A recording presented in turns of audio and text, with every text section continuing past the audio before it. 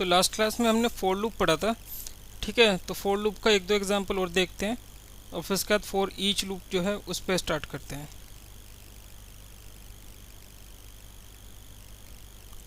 For loop पे हमने देखा था कि नंबर रिपीटेशन जो हमारे काउंटेबल होते हैं तब हम फॉर लूप का यूज़ करते हैं, यानी कोई चीज़ हमें कितनी बार रिपीट करनी है अगर हमें वो पता होता है तो ही हम फॉर लूप का यूज़ करते हैं, ठीक है। अब जो है सपोज़ हमारे पास एक कोलेटर बनाना भी हमने सीखा था, ठीक है। अब मेरे पास यहाँ पे कुछ शीट्स के नाम हैं, यहाँ पे लिख दिया मैंने, मेन लिख दिया, ठीक है। कुछ मेरे पास कंपनीज़ के नाम हैं,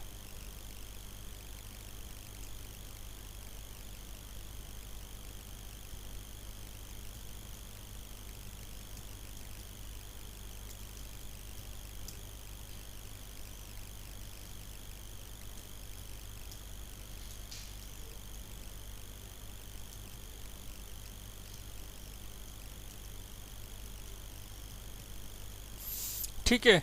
अब मेरे को क्या करना है, जो शीट्स हैं ये हटा देता हूँ पहले। अब मुझे इसी नाम की जो शीट्स हैं अपनी वर्कबुक में ऐड करनी है, कि पहली शीट जो है यहाँ पे EXL आ जाए, फिर HCL दूसरी शीट आ जाए, फिर UHG आ जाए, ऐसे मेरे पास शीट्स आ जाएं अलग अलग। तो उसको कैसे करना है, यानी मुझे एक नंबर ऑफ़ आइट्रेशन पता है, मुझे शीट इंसर्ट करनी है, ये मेरी एक एक्शन है। कितनी बार शीट करनी है मुझे इंसर्ट, 8 बार इंसर्ट करनी है, यानी एक ही लूप को, यानी एक ही एक्शन को मुझे 8 बार रिपीट करना है। तो उसके लिए क्या करना है,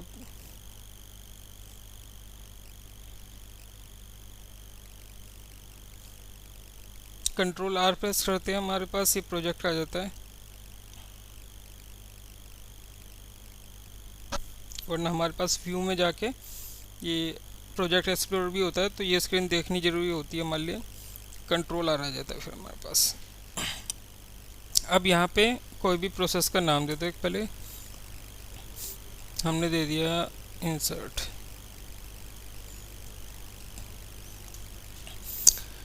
ठीक है। अब सबसे पहले क्या करना है, मुझे एक शीट ऐड करनी है। तो शीट ऐड करनी है, मैंने यहाँ लिख दिया फॉर i = 1 से लेके कहाँ तक चलेगा, ये पहली रो में हमारा डेटा है इसलिए मैंने 1 लिया कि 1 से चलेगा, कहाँ तक चलेगा, वैसे तो चलेगा 8 तक, बट मैं इसको थोड़ा डायनेमिक बना रहा हूँ। तो ये नीचे से जाके ऊपर जाएंगे और जहाँ पे भी ये आएगा उस रो का नंबर लेंगे। मैंने लिख दिया इसको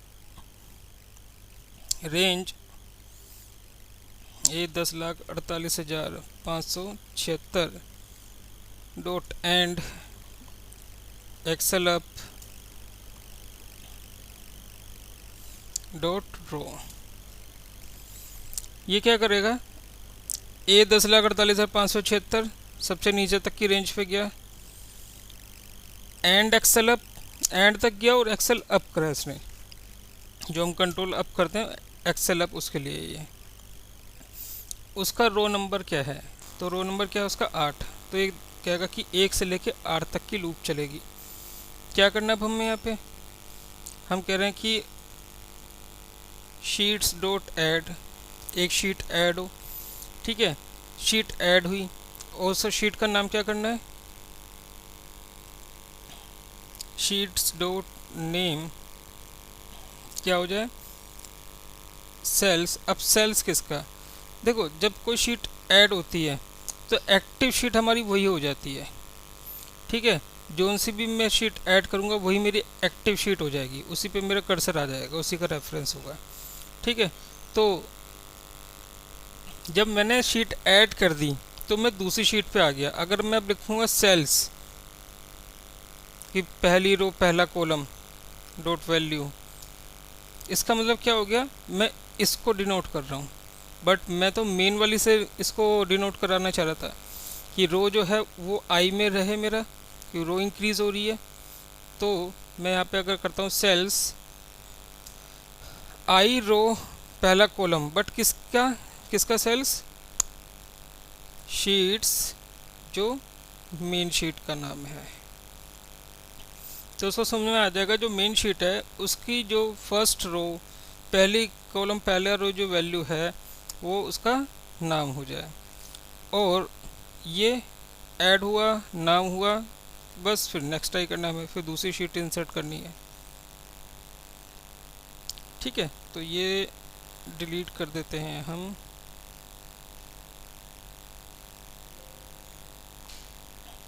अब यहाँ पे मैं कोड रन करता हूँ इसको।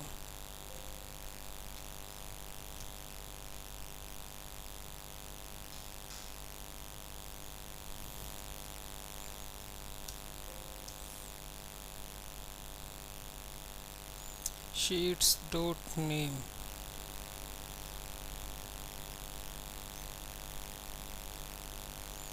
इसको क्या हो गया, जब हम कोई शीट ऐड करते हैं, ठीक है, तो उसको हम ये दे सकते हैं कि आफ्टर, बिफोर, ये कुछ भी दे सकते हैं। अभी मैंने यहाँ पे दिया है आफ्टर। कहाँ पे ऐड होगा, शीट्स, कौन सी शीट के, अब यहाँ पे मैंने शीट कॉल कर रहा हूँ बाय नंबर के। शीट डॉट काउंट नंबर देखेगा कि कितनी शीट है, 1, तो ये कहेगा कि पहली शीट के बाद में। जब ये 2 हो जाएंगी तो दूसरी शीट के बाद में। इसको रन करके देख लेते हैं, 1 से लेकर 8 तक। Sheet dot add after sheet dot count, अब शीट का क्या नाम हो जाएगा, 1।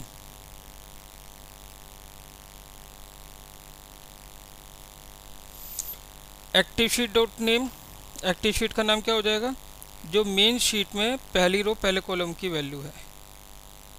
फिर नेक्स्ट आई, फिर एक और ऐड, अब ऐड हो गई, उसका नाम क्या हो जाएगा, HCL, फिर अपना आगे चलता रहेगा। ठीक है, यहाँ पे एक मैसेज बॉक्स दे देते हैं, डन। इसको हटाते हैं, इसको यहाँ पे करा, डिलीट करा, एक यहाँ पे बटन दे दिया,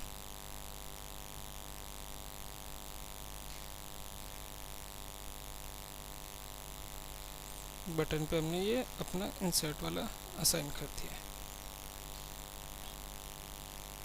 क्लिक करा, ये हमारे पास सारी शीट्स आ गई। इस वाले प्रोजेक्ट में किसी को कोई प्रॉब्लम है, कोई क्वेश्चन पूछना है?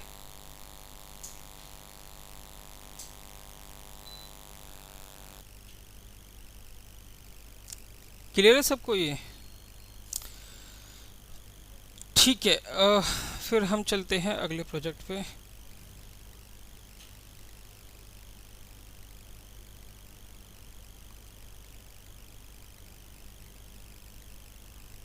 इस फाइल को मैं सेव कर रहा हूँ।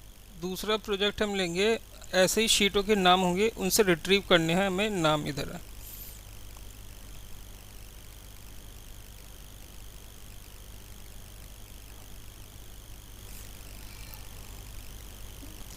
UHG,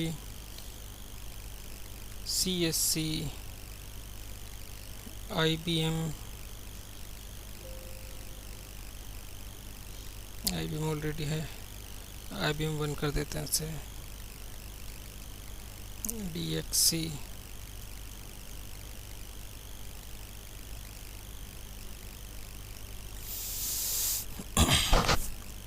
ठीक है। अब मेरे को यहाँ पे क्या करना है, मेन शीट के अंदर इन सब शीटों के नाम लेके आने हैं यहाँ पे। ठीक है, यहाँ पे मैं लिख देता हूँ शीट्स नेम, ऐसे लिख दिया मैंने। अब इसके नीचे शीट्स के नाम आ जाए, तो उसके लिए क्या करना पड़ेगा, सबसे पहले लॉजिक समझो।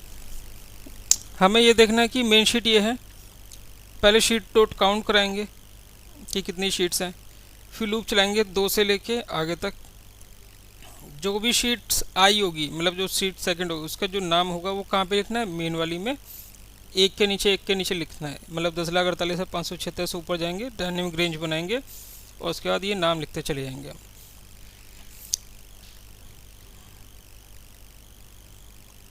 मॉड्यूल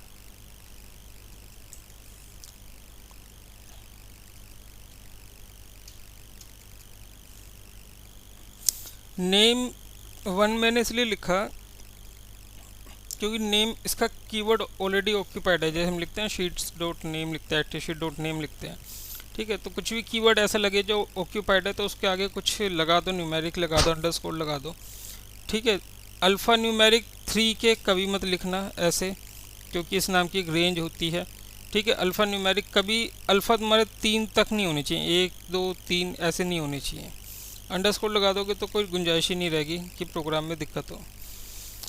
ठीक है, अब यहाँ पे हमें करना क्या है, फॉर आई इक्वल टू 2 से चालू हो, कहाँ तक चले, शीट्स डॉट काउंट तक चलेगा। शीट डॉट काउंट क्या करता है, टोटल कितनी शीट्स है हमारी वो लिख के देता है हमें कि कितनी शीट्स है हमारे पास।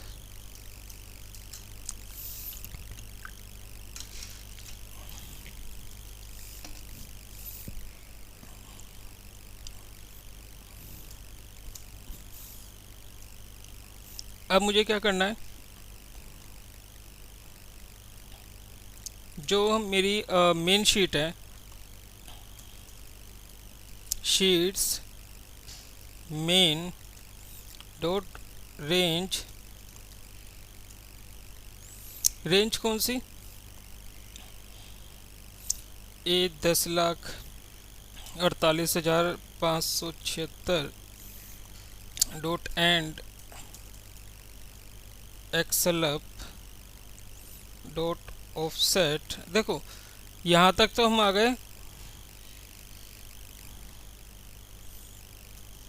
10,48,576 एंड एक्सएलअप, अब एक नीचे वाला। ठीक है, तो इसलिए जब हमारे को कर्सर ऊपर नीचे मूव करना हो, दाएं बाएं मूव करना हो, तो हम ऑफसेट का यूज़ करते हैं। ऑफसेट हमारा आ गया था A1 पे, तो हमें एक रो बढ़ानी है, नीचे वाले पे लिखना है हमें, रो एक बढ़ जाए, कॉलम वही रहे, डॉट वैल्यू क्या हो जाए उसकी वैल्यू। अब जो शीट्स आई है उसका नाम आ जाए। ठीक है, आई की वैल्यू 2 है, तो शीट्स 2 का नाम जो है वो इधर आ जाए। ठीक है, और यहाँ पे हमारा फिर जब ये बार बार रिपीट होना चाहिए तो नेक्स्ट आई और MSG बॉक्स डन।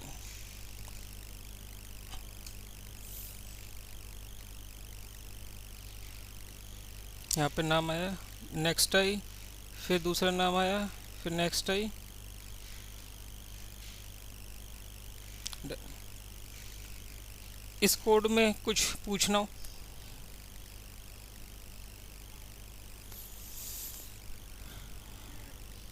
ठीक है। राहुल जी आपको क्लियर है सब?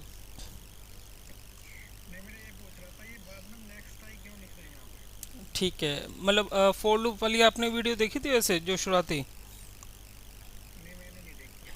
अच्छा, देखो, अच्छा देखो, फोर में हम क्या है ना, वो वाली पहली वाली वीडियो देखना, उसमें वैसे क्लियर हो जाएगा, है ना।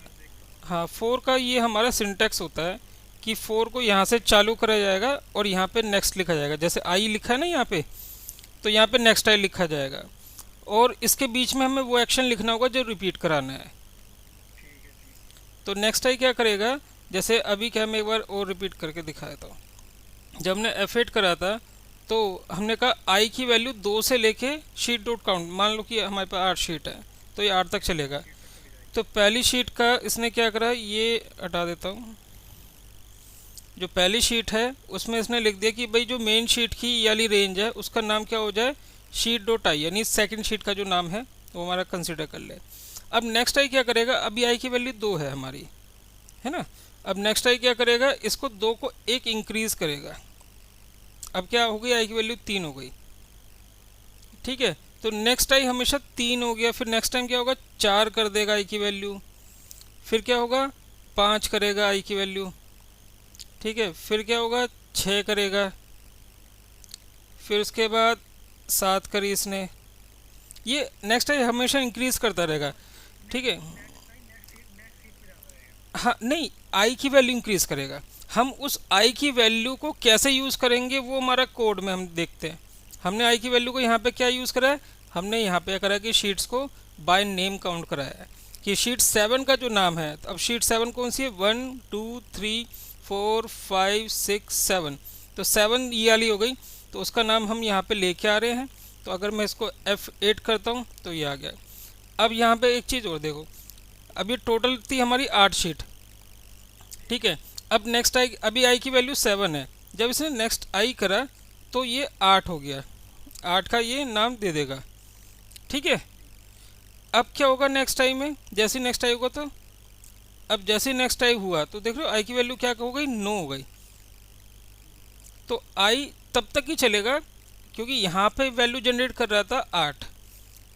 ठीक है, 2 से लेके 8 तक चले, इसका मतलब ये था कि 2 3 4 8, जैसे ही 9 हो गई तो वो लूप से बाहर निकल गया। हाँ ठीक है, तो आई की वैल्यू हम एक स्टार्टिंग देते हैं कुछ भी, और कहाँ तक चलना है हमें वो देना होता है। तो मैंने इसमें दिया शीट डॉट काउंट, यानी इसको बताया कि डायनेमिक बताया कि शीट अगर हमारे पास 5 है तो 5 हो जाएगा, 5 तक चलना है। 10 है तो 10 हो जाएगा कि 10 तक चलना है। ठीक है, तो ये 2 से लेके जो भी हमारा ये होता है डिजिट वहाँ तक चलेगा। हाँ, उसके बाद में ये हमारा, हाँ और उसके बाद में हमारा जैसी लूप पूरी हो जाएगी तो बाहर आ जाएगा और ख़त्म हो जाएगा। ठीक है। हाँ हाँ पूछो।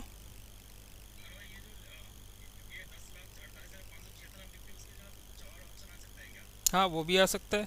ठीक है, ये देखो अब ये जो लाइन है हमारे पास, इसको मैं हाइड कर लेता हूँ, थोड़े से कमेंट बना दी मैंने इसको। ठीक है, तो अब जैसे हमारे पास सपोज पहले क्या होता था, शीट्स 2 चलती थी हमारे पास। ठीक है, जब 2003 से अप हुआ वर्जन, तो 2003 में तो 65 समथिंग थी और न्यू वर्जन में 10,48,000 रो थी। तो जब कोड लिखते थे तो हमारे को ये कन्फ्यूज़न होती थी हम लिखें क्या, 10,48,576 लिखे, अब तो सब में है ही 10,48,000। बट पहले होता था कि बंदा कौन सा वर्जन यूज़ कर रहा है हमें ये नहीं पता होता था। ठीक है, तो उसके लिए हम क्या लिखते थे, शीट्स मेन डॉट रेंज, अब यहाँ पे रेंज की जगह लिख दो सेल्स। ठीक है, सेल्स रो डॉट काउंट। रोज डॉट काउंट क्या करेगा, ये टोटल रोज काउंट करेगा कि कितनी है, 10 लाख हैं, 65,000 हैं, कितनी है ये। ठीक है, कॉलम नंबर 1। ठीक है, डॉट एंड बाकी सारा को मतलब हमारा कोड जो है सेम रहेगा, एंड एक्सेल अप। ये बात वही कर रहे हैं हम कि 10,48,576 ये तो वही वैल्यू देगा, और कॉलम नंबर 1 यानी ए 10,576 को हम ऐसे लिख रहे हैं, देख रहे हो, बस इस वाले को रेंज ए 10,48,576 को मैं ऐसे लिख रहे हैं। सेल्स रोज, रोज की वैल्यू आएगी 10,48,576, अगर 2003 वर्जन होता तो 65,000 आ जाती, और 1 यानी कॉलम ए को जिसके अंदर वैल्यूज़ हमें काउंट करानी है उसकी value. Dot end excel up dot offset, बाकी एकदम सेम रहेगा, रो बढ़ जाए कॉलम वही रहे, dot value equal to sheets i dot name. ठीक है, अब यहाँ पे हम ये हटा देते हैं, अब ये वापस रन करते हैं।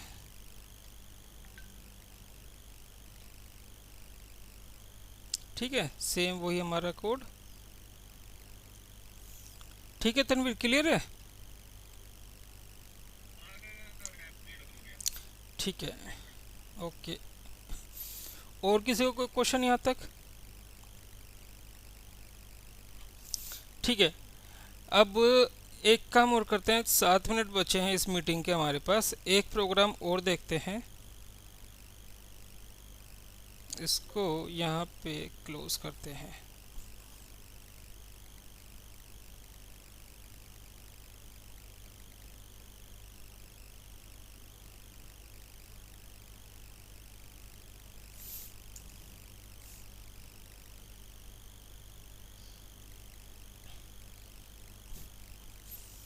अच्छा मैं एक काम कर रहा हूँ, मैं ना एक लिंक अगेन भेज रहा हूँ, ठीक है? तो ग्रुप में तो सब है ही ना जो आप हो? धर्मेंद्र आपके पास ग्रुप में हो ना आप वाले अपने वाले में? तो ग्रुप में जो लिंक भेजूँगा ना उस पर क्लिक करोगे तो उससे भी कनेक्ट हो जाएगा आपका। ठीक है, तो ग्रुप पे लिंक पे कनेक्ट करना, अगर नहीं हो तो मुझे व्हाट्सअप करना, क्योंकि अभी ना एक मैं 4 ईच का भी एग्जांपल कराना चाह रहा हूँ। ठीक है, और एक लूप का डिलीट कराने का, इम्पोर्टेंट है दोनों, तो थोड़ा सा टाइम कंज्यूमिंग है। ठीक है, तो अभी मैं वापस लिंक भेज रहा हूँ क्योंकि ये लिंक हमारा 5 मिनट में एक्सपायर हो जाएगा, तो उस वाले पे कनेक्ट हो जाओ। ठीक है, ये मीटिंग यहीं पे एंड कर रहा हूँ मैं, वापस कनेक्ट हो मेरे साथ में। ओके।